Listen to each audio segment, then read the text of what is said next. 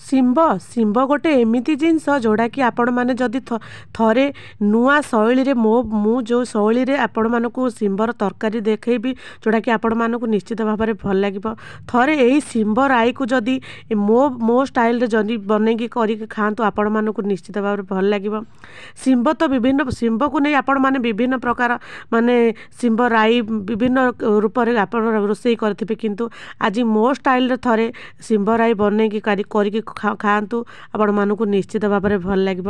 ଆଜିର ରେସିପିରେ ଆପଣମାନେ ମୋର ମାନେ ଶିମ୍ବ ରାଇ ରେସିପି ଟ୍ରିକ୍ସ ଆଣ୍ଡ ଟିପ୍ସ ସହିତ ଫଲୋ କରନ୍ତୁ, ଆପଣମାନଙ୍କୁ ନିଶ୍ଚିତ ଭାବରେ ଭଲ ଲାଗିବ।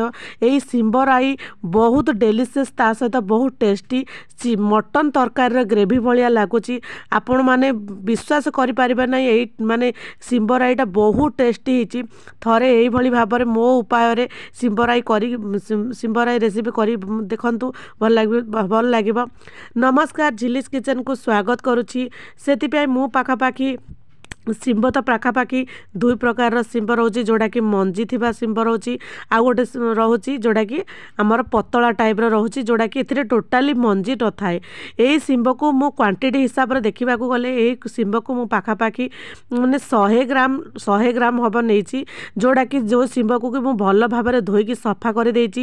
ଯେହେତୁ ଶିମ୍ବର ଦୁଇ ସାଇଡ଼୍ରେ ମାନେ କେର ଟାଇପ୍ର ଥାଏ, ସେଥିପାଇଁ ମୁଁ ତାକୁ ଭଲ ଭାବରେ କାଟି ଦେଇଛି, ଏପଟ ସେପଟ କରିଦେଇଛି। ଆଉ ଏଇ ଶିମ୍ବକୁ 2 ଫାଳରୁ 3 ଫାଳ କରିପାରିବେ, ଆପଣମାନେ ଚାହିଁଲେ 2ରୁ 3 ଫାଳ କରିପାରିବେ। ଏଇ ଶିମ୍ବକୁ ଦେଖିକି ଭଲ ଭାବରେ କାଟିବେ, ଯେହେତୁ ଏଥିରେ ପୋକ ଥିବାର ମଧ୍ୟ ସମ୍ଭାବନା ଥାଏ। ଆକୁ ଦେଖିକି ଭଲ ଭାବରେ କାଟି ଆକୁ ଚାହିଁଲେ 2ରୁ 3 ଫାଳ କରିପାରିବେ। ଛୋଟ ଛୋଟ କରିଦେଲେ ବହୁତ ଭଲ ଲାଗିବ, ସେଥିପାଇଁ ମୁଁ ଗୋଟେ ଶିମ୍ବକୁ 3 ଫାଳ କରିଦେଉଛି। ଆପଣ ଚାହିଁଲେ 2ରୁ 3 ଫାଳ କରିପାରିବେ। ଏଇଭଳି ଭାବରେ ସବୁ ଶିମ୍ବକୁ ମାନେ ମଝିରୁ ଚିରା ଲଗେଇଦେଲି, ତା ସହିତ ଚେର ଦୁଇ ସାଇଡ଼୍ର କେର ଭଲ ଭାବରେ କାଢ଼ିଦେଲି। ଦେଖନ୍ତୁ ମୋର ଫାଇନାଲ୍ ରେଡ଼ି ହେଲା। ତ ଶିମ୍ବ ରାଇ କରିବାକୁ ହେଲେ ତ ଆମକୁ ଆଳୁ ତ ନିହାତି ଦରକାର। ଆପଣମାନେ ଚାହିଁଲେ ମଧ୍ୟ ଆଳୁ ପକାଇ ପାରିବେ, ନ ପକାଇ ପାରିବେ, କିନ୍ତୁ ଗୋଟେ ଆଳୁ ନିହାତି ଭାବରେ ପକାଇଲେ ଟେଷ୍ଟଟା ବହୁତ ଭଲ ଲାଗିବ। ଯେକୌଣସି ମାନେ ମସଲା ତରକାରୀ ହେଉ, ଆଳୁ ଟିକେ ରହିବା ଦରକାର।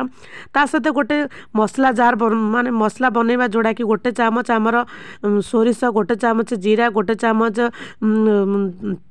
ହଳଦୀ ଗୁଣ୍ଡ, ଲଙ୍କାଗୁଣ୍ଡ, ତା ସହିତ ପିଆଜ, ତା ସହିତ କିଛି ରସୁଣ, ତାକୁ ଗୋଟେ ଫାଇନ୍ ପେଷ୍ଟ କରିଦେବା। ଯେଉଁ ପେଷ୍ଟ କି ଭଲ ମାନେ ପେଷ୍ଟଟା ବହୁତ ଭଲ ଭାବରେ ମାନେ ପୁରା ଭଲ ଭାବରେ ହେଇଥିବ। ତାପରେ ଗୋଟେ କଡ଼ାଇ ବସାଇଦେବା। କଡ଼ାଇରେ କିଛି ସୋରିଷ ତେଲ ଦେବା। ସୋରିଷ ତେଲ ଦେବା ଦ୍ୱାରା ତରକାରୀର ଟେଷ୍ଟ ଭଲ ଲାଗେ, ଯେହେତୁ ସୋରିଷ ଦିଆ ରାଇ, ସେଥିପାଇଁ ସୋରିଷ ତେଲ ଦେଇଲେ ଭଲ ଲାଗିବ। ତାକୁ ଭଲ ଭାବରେ ଏପଟ ସେପଟ କରି ଆମର କଟା ଯାଇଥିବା ଶିମ୍ବକୁ ଭଲ ଭାବରେ ଭାଜିଦେବା, ଯେଉଁଦ୍ୱାରା କି ଭଲ ଭାବରେ ଭାଜିଦେବା ଦ୍ୱାରା ସେଥିରେ ଥିବା କଞ୍ଚା ସ୍ମେଲ୍ କଟିଯାଏ। ତା ସହିତ ଅଳ୍ପ ଟିକେ ତେଲ ଦେଇ ଅଳ୍ପ ଟିକେ ସୋରିଷ, ତା ସହିତ କିଛି ଜିରା ଦେଇ ଫୁଟଣ କରିଦେବା। ଯେହେତୁ ଫୁଟଣ, ତା ସହିତ କିଛି ଭୃଷଙ୍ଗ ପତ୍ର ମଧ୍ୟ ଫୁଟଣ କରିଦେବା। ଭୃଷଙ୍ଗ ପତ୍ର ଦେଇସାରିଲା ପରେ 2 ଚାମଚ ଆମର କାଶ୍ମୀରୀ ରେଡ଼୍ ଚିଲି, ଯେଉଁଟାକି କାଶ୍ମୀରୀ ଲଙ୍କାଗୁଣ୍ଡ ଟିକେ ଦେଇଦେଲେ ତାର କଲର୍ ବହୁତ ଭଲ ଲାଗିବ, ଟେଷ୍ଟ ମଧ୍ୟ ଭଲ ଲାଗିବ। ତାପରେ ବାଟି ରଖିଥିବା ଆମର ଅଦା, ରସୁଣ, ପିଆଜ, ଟମାଟୋ, ତା ସହିତ ସୋରିଷ ବଟାକୁ ପକାଇ ଦେଇ ଭଲ ଭାବରେ ଲୋ ଟୁ ମିଡ଼ିୟମ୍ ଜାଳରେ ଭଲ ଭାବରେ କଷିବା। ଜାଳକୁ ମିଡ଼ିୟମ୍ ଜାଳ ରଖିବା, ଯେହେତୁ ମସଲା ପୋଡ଼ିଯିବାର ସମ୍ଭାବନା ଥାଏ। ତାକୁ ଭଲ ଭାବରେ କଷିବା, ଯେଉଁଭଳି ଭାବରେ ତେଲ ଉପରକୁ ନ ଉଠିଛି ସେଇଭଳି ଭାବରେ ସ୍ଲୋ ଜାଳରେ ଭଲ ଭାବରେ କଷିବା। ଯେହେତୁ ମସଲା ହୋଇଛି, ସେଥିରେ ଟିକେ ଅଳ୍ପ ଟିକେ ଲୁଣ ଦେଇଦେବା। ଅଳ୍ପ ଟିକେ ଲୁଣ ଦେଇଦେଲା ପରେ ଭଲ ଭାବରେ ଏମିତି କିଛି ସମୟ ଘୋଡ଼ାଇ କରିବା। କିଛି ସମୟ ଘୋଡ଼ାଇ ରଖିଲା ପରେ ଦେଖନ୍ତୁ ଫାଇନାଲ୍ ମସଲା ଉପରକୁ ଉଠିଗଲାଣି। ଏଇଭଳି ଗ୍ରେଭି ରହିଲେ ଆପଣମାନେ ଭାବିବେ ମସଲା ଭଲ ଭାବରେ କଷି ହେଇଗଲାଣି। ତାପରେ ଭାଜି ରଖିଥିବା ଆମର ଶିମ୍ବକୁ ଆଉ ଆଳୁକୁ ଭଲ ଭାବରେ ପକାଇ ପୁଣି ତାକୁ କିଛି ସମୟ କଷିଦେବା। କିଛି ସମୟ କଷିଦେବା ଦ୍ୱାରା ସେ ମସଲା ଭଲ ଭାବରେ କଷି ହୋଇଯାଇଥାଏ। ତା ସହିତ ମଧ୍ୟ ଟେଷ୍ଟ ବହୁତ ଭଲ ଲାଗେ। ଆପଣ ଜାଳକୁ ମିଡ଼ିୟମ୍ ଟୁ ଲୋରେ ରଖି ଧୀରେ ଧୀରେ କଷିବେ, ଯେଉଁଭଳି ଭାବରେ ମସଲା ଭଲ ଭାବରେ ଆମର ଶିମ୍ବ ତା ସହିତ ଆଳୁକୁ ଭଲ ଭାବରେ ମିଶିଯାଏ। ଯେତେ ଆମେ କଷିବା ତାର କଲର୍ଟା ବହୁତ ଭଲ ଲାଗିବ, ତା ସହିତ ମସଲାକୁ ମଧ୍ୟ ଟେଷ୍ଟ ଲାଗିବ। ଏଇଭଳି ଭାବରେ ଭଲ ଭାବରେ କଷିଦେଲା ପରେ ଧୀରେ ଧୀରେ ଘୋଡ଼େଇ ମିଡ଼ିୟମ୍ ଟୁ ସ୍ଲୋ ଜାଳରେ ଘୋଡ଼େଇ ଏମିତି କଷିଦେବା। ତାପରେ କିଛି ଗରମ ପାଣି ଦେଇଦେବା। ଗରମ ପାଣି ଦେବା ଦ୍ୱାରା ତରକାରୀର କଲର୍ ବହୁତ ଭଲ ଲାଗିଥାଏ। ତା ସହିତ ଅଳ୍ପ ସମୟ ଭିତରେ ଆମର ତରକାରୀଟେ ହୋଇଯାଇଥାଏ। ଦେଖନ୍ତୁ କିଛି ସମୟ ସିଝିଗଲା ପରେ ତାକୁ ମାନେ ତାପରେ ଗୋଟେ ଟମାଟୋ ପକାଇଦେବା। କାହିଁକି ମୁଁ ଲାଷ୍ଟରେ ଗୋଟେ ଟମାଟୋ ପକାଇଲି, ଟମାଟୋ ପକାଇବା ଦ୍ୱାରା ଲାଷ୍ଟରେ କିଛି କଟା କଟା ଟମାଟୋର ଅଂଶ ରହିଲେ, ଯେହେତୁ ସୋରିଷ ଦିଆ ରାଇ ତରକାରୀ ଛୋଟି, ସେଥିପାଇଁ ଟମାଟୋ ରହିଲେ ବହୁତ ଭଲ ଲାଗିବ। ଟମାଟୋକୁ ଆଗରୁ ପକାଇବା ନାହିଁ, ଲାଷ୍ଟରେ ପକାଇବା, ଯେହେତୁ ଟିକେ ଟିକେ ଖଟା ଖଟା ଲାଗିଲେ ବହୁତ ଭଲ ଲାଗିବ।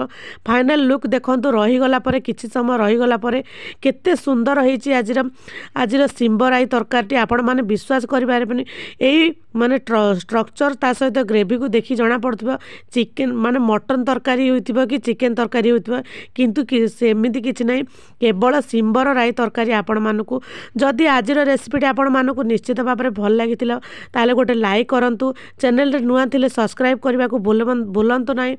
ଆପଣମାନଙ୍କ ସ୍ନେହ ସଦା ଭଲ ପାଇବା ମୋ ପାଇଁ ନିହାତି ଆପଣମାନଙ୍କର ସ୍ନେହ ସଦା ଭଲ ପାଇବା ଥିଲେ ମୁଁ ଆଗକୁ ଯାଇପାରିବି। ଆଶା କରୁଛି ଆଜିର ରେସିପିଟି ନିଶ୍ଚିତ ଭାବରେ ଭଲ ଲାଗିଥିବ। ଆପଣମାନେ ଆପଣଙ୍କ ଘରେ ନିଶ୍ଚିତ ଭାବରେ ଟ୍ରାଏ କରନ୍ତୁ, ଏମିତି ମାନେ ସୁଆଦିଆ ଶିମ୍ବରାଇ କରିକି ଖାଆନ୍ତୁ। ରହୁଛି ସାଙ୍ଗମାନେ, ଜୟ ଜଗନ୍ନାଥ, ଜୟ